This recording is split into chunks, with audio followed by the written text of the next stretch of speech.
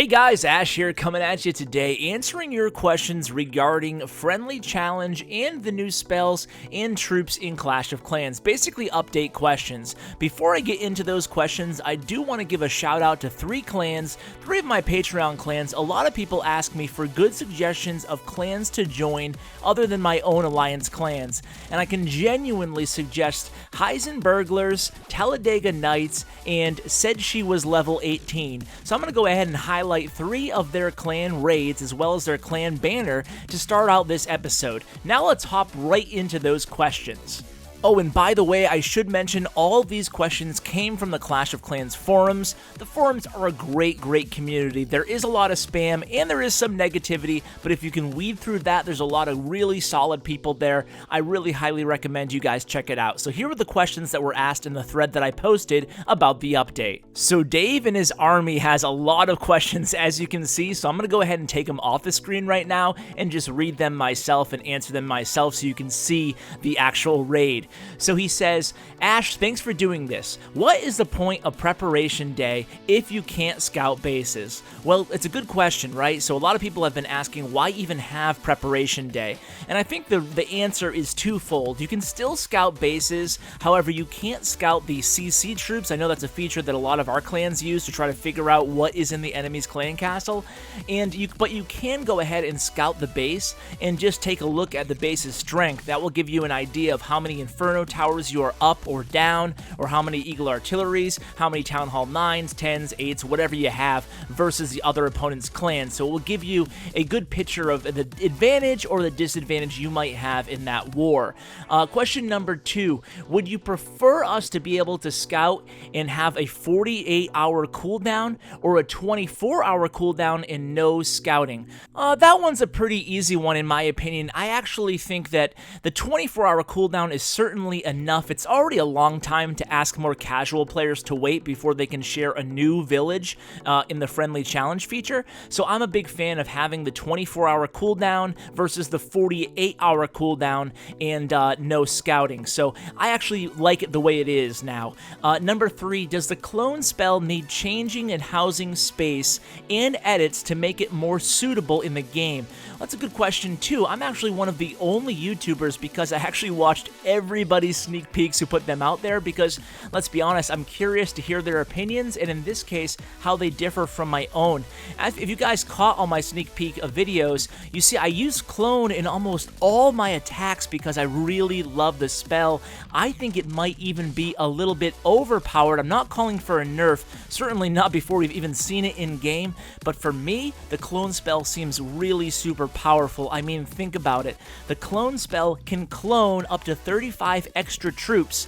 That's really nice. It gives you that extra troop space, but you can dictate as the attacker where those troops come into play. So you can wait till your troops get to the core of the base and then essentially drop your clan castle smack dab in the middle of the base. Now I say clan castle because the clone level progression, meaning the number of troops cloned, it actually correlates to clan castle levels in a way. So it starts out as 20 at level 1, 25 at level 2, 30 at level 3, and 35 at level 4. So in the center of the base, you could clone another golem if you wanted to. You need extra little firepower, clone another golem. You need some extra DPS, clone a bunch of Valkyries or Bowlers or Wizards. So I think the clone spell is already very powerful and well worth the 4 spell slots. I know I'm in the vast minority there. In fact, I don't think any other YouTuber even mentioned that they thought it was overpowered or even appropriately powered. I think a lot of people were questioning the 4 housing space. So, hey, we'll have to wait and see how it plays out, but that's my opinion on it.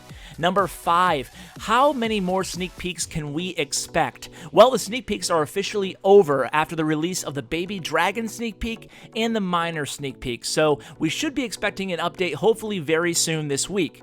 Number 6, why are you so awesome? Well, I'll skip that one. I don't think I'm that awesome. Number 7, if preparation day was to stay like this, then would it be likely for this feature to be added? And the feature is every player selects which war base clan castle troops they would like to have filled up.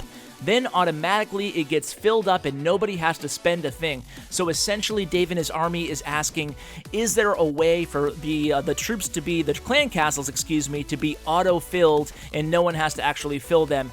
I don't think we'll see that implemented in the game. I think one of the only reasons that Prep Day is still valuable is to give people time to fill up all those clan castles, so in a way it actually gives more utility to the Prep Day that is actually seeing less utility because you can't scout their war bases, so I don't think that will be added into the game, even though I'm sure a lot of people would welcome it. Let's go ahead and go on to the next forum question. So Funky Monk asks, if you want to attack a friend's base through the friendly challenge feature a few times, let's say 5, does that person have to be online and press the friendly button challenge 5 times? Or can you just attack him as long as the request is visible in the chat? Maybe make this suggestion if that's not the case, because you might want to practice an attack style a few times and the other person may not be able to be online all the time, and you don't want to have to keep spamming them. So it's a great question, and unfortunately the answer is the other person does indeed have to put up their base in the friendly challenge mode in the chat every single time you want to attack it. So when you, actually in one of my, and I think in the Baby Dragon sneak peek, I included a visual of what the friendly challenge actually looks like, the entire process in-game. So basically it kind of acts like a clan castle request when it disappears when it's done, when it's over. So the person sending out the challenge will go ahead and you can put a comment, you can put, you know, whoever you might want to accept the challenge, or you can put what type of base or why you're sending the challenge. You have a text spot similar to the way that the clan castle request works.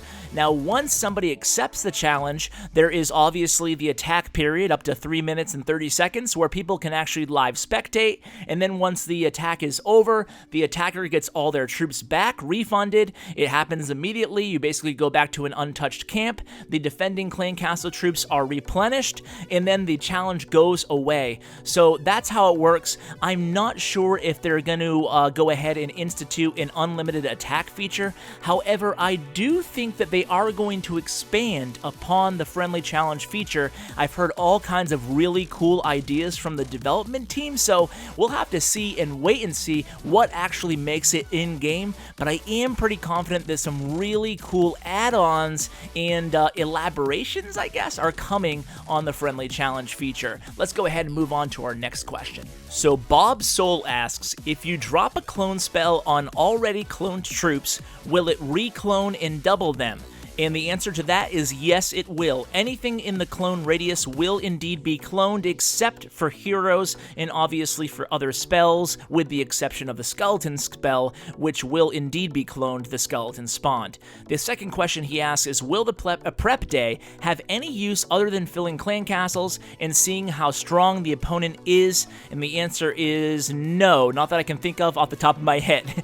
And number 3, will they revert the prep day and set it so you can only practice on an edited base after 48 hours?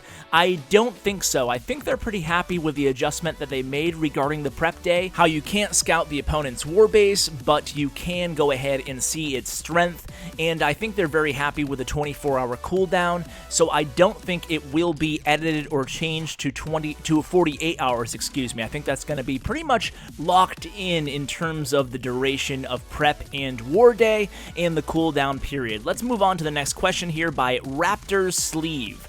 He says a lot of people are suggesting that the main use for the skeleton spell will be for the CC lure and not much else.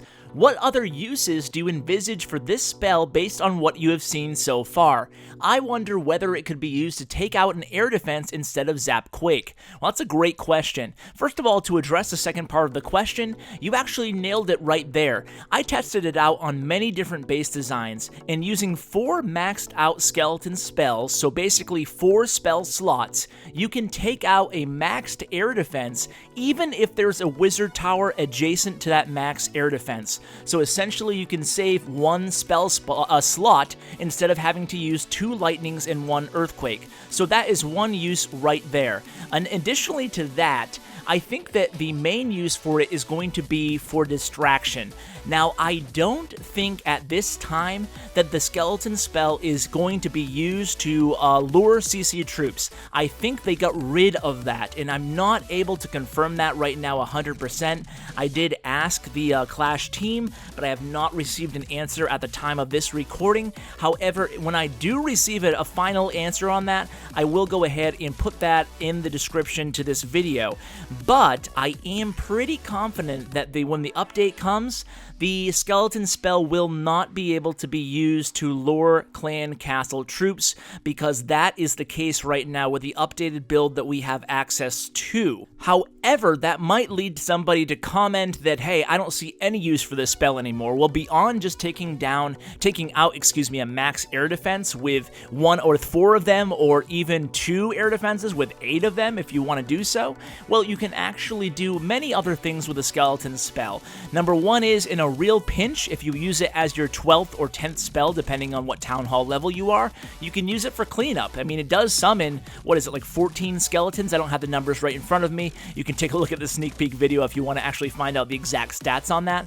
But it summons a lot of skeletons, so you can use that as cleanup if there's only a few units left on the board and the skeletons have high enough DPS where they actually do quick work. So that's one usage, but mainly you can use it to distract defenses. If you want to go ahead and go do a Go La Loon, for example, or a Go Ho type attack, what you can do is, once the balloons or the hogs get in range of the splash damage of the wizard towers mainly, what you can do is drop the skeleton spell in the opposite direction, and those skeletons will actually occupy that splash damage long enough for those hogs or those balloons to move on and actually not have to even deal with that wizard tower. You can do the same thing for mortars if you want to, if you're doing some sort of a Valkyrie attack or something where you want to distract those mortars for a indefinite amount of time. So that's another usage. You can use it for something as simple as distracting any kind of defense for wall breakers. So if there's a mortar around, or if there's a wizard tower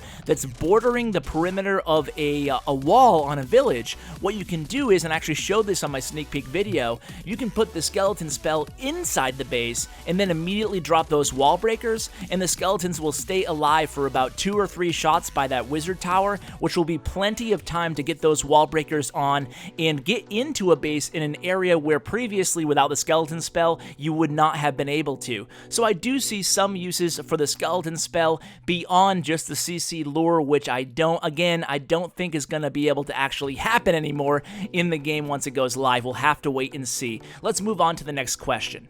Xander asks, clone spells, really 4 spots? Yes, indeed, it does take up 4 housing spaces for the spell factory.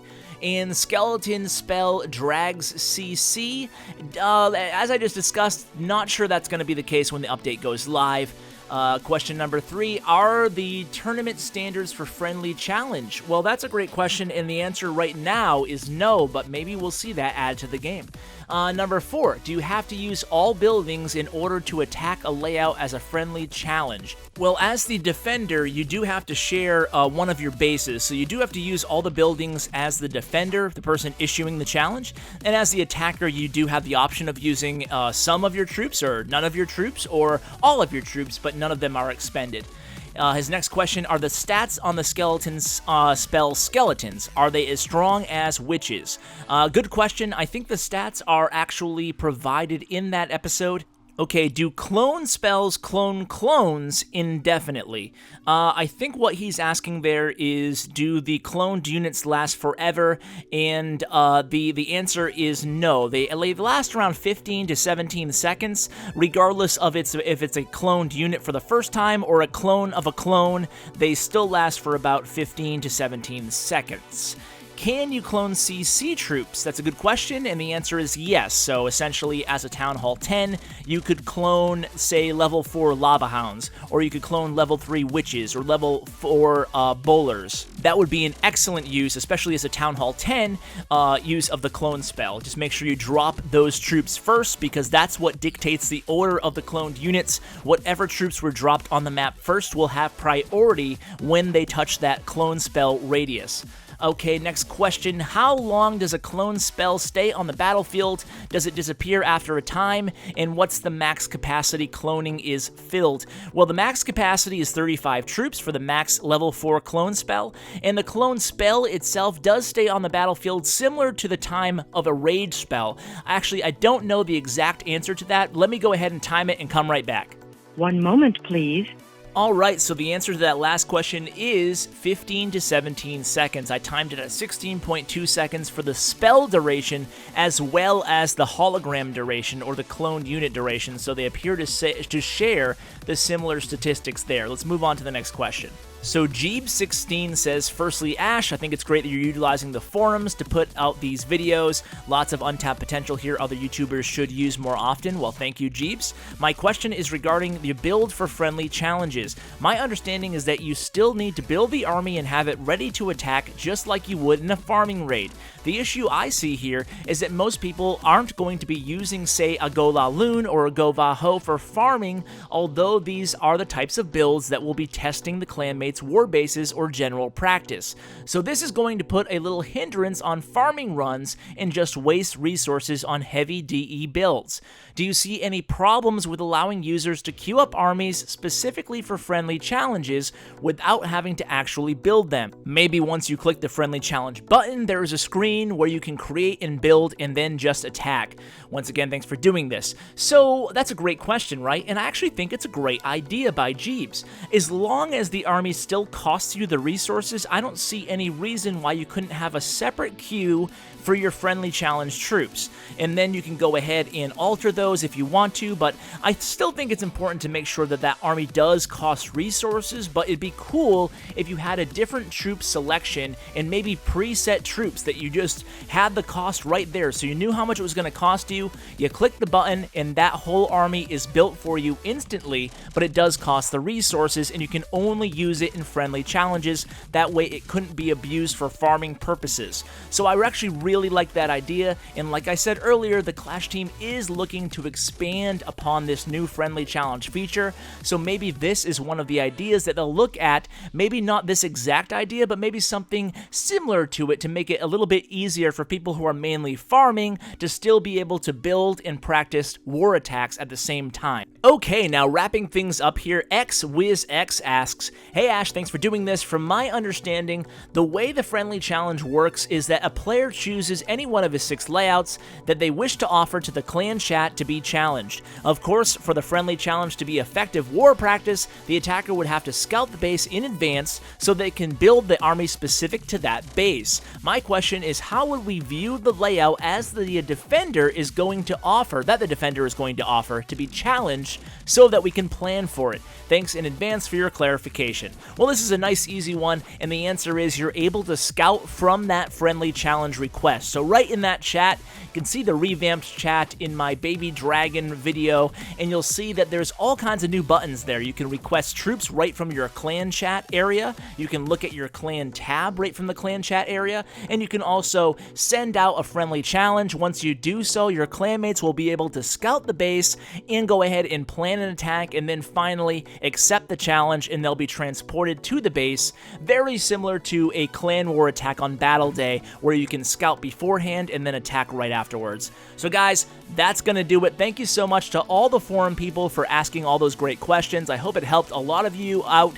maybe clarified some things you guys were curious about, or maybe answered something you hadn't even thought of before. And again, another huge shout out to my clan, Red Elite, for providing these replays, and especially for my Patreon clans, Talladega Knights, the Heisenberglers, and said she was level 18. They're all a bunch of great guys. I hope you guys find a happy home in one of their clans if that's what you're looking for. So guys, thank you so much for watching. Can't wait for the update, and as always, take care, guys.